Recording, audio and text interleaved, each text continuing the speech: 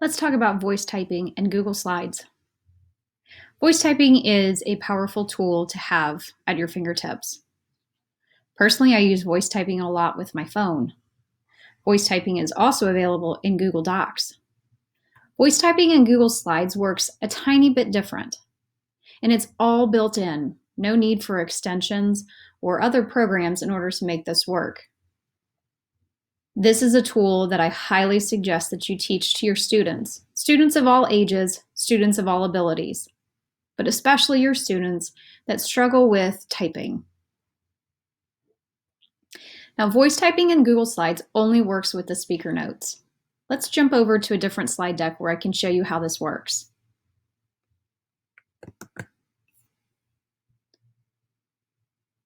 This is a slide where I want to put in some information about George Washington. Now, channel any student that you would like in your class.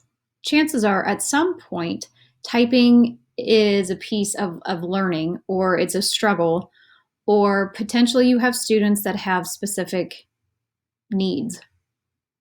Voice typing in speaker notes is amazing.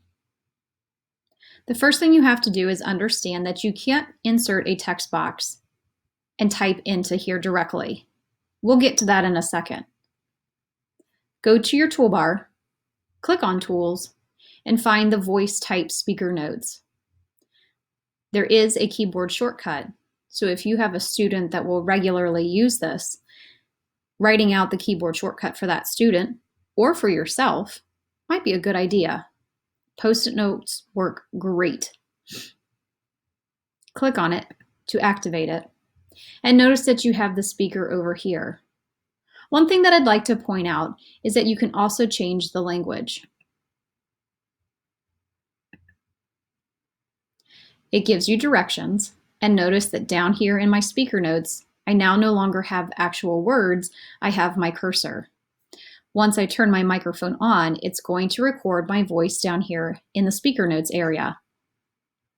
Let's see how this works. I'm going to click on the microphone. It will turn an orangish kind of color, and we'll know that it's recording my voice. Pay attention down in the speaker notes as it types out what I say.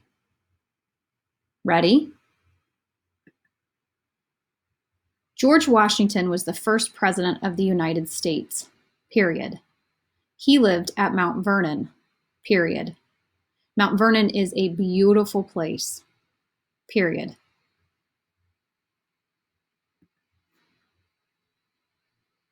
It picked up my text pretty perfectly.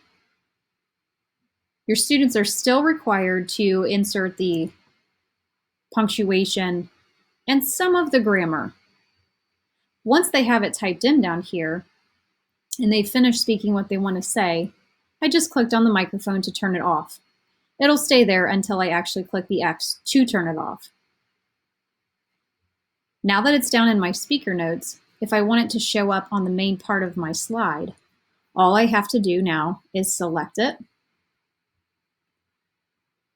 copy it, insert a text box, and then paste.